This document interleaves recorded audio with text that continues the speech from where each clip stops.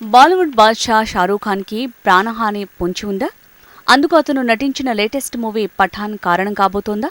వినడానికి వింతగా ఉన్నప్పటికీ కొన్ని యథార్థ సంఘటనలు ఈ అంశాన్నే సూచిస్తున్నాయి.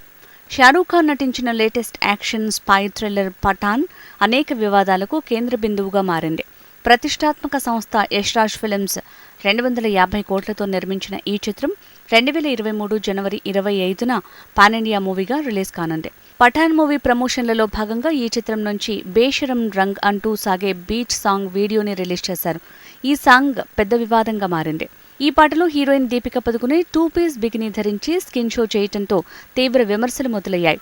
షారూఖ్ ఖాన్, దీపికలపై చిత్రీకరించిన ఈ పాటపై హిందూ సంఘాలు ఆగ్రహంతో విరుచుకుపడుతున్నాయి. ఈ పాట చివరి చరణాల్లో దీపిక కాషాయ రంగు బికినీ ధరించి షారూఖ్ ఖాన్తో చేసిన విన్యాసాలు అశ్లీలంగా ఉన్నాయని దుమ్మెత్తిపోస్తున్నారు నెటిజన్స్. కాషాయ రంగు బికినీ ధరించడమే కాకుండా ఆ రంగుని బేషరం రంగ్ అని పాటలో పలకడంతో హిందూ సాధువులు మండిపడుతున్నారు. పఠాన్ మూవీని బహిష్కరించాలని పిలుపునిచ్చారు. అయోధ్యకు చెందిన సాధువు పరమహంస ఆచార్య తీవ్రంగా స్పందిస్తూ షారూఖ్ ఖాన్ తన కంటపడితే అక్కడికక్కడే అతన్ని దహనం చేస్తానని హెచ్చరించాడు. దాంతో షారూఖ్ ఖాన్కి ప్రాణహాని ఉందంటూ ఆందోళన చెందుతున్నారు షారూఖ్ ఫ్యాన్స్.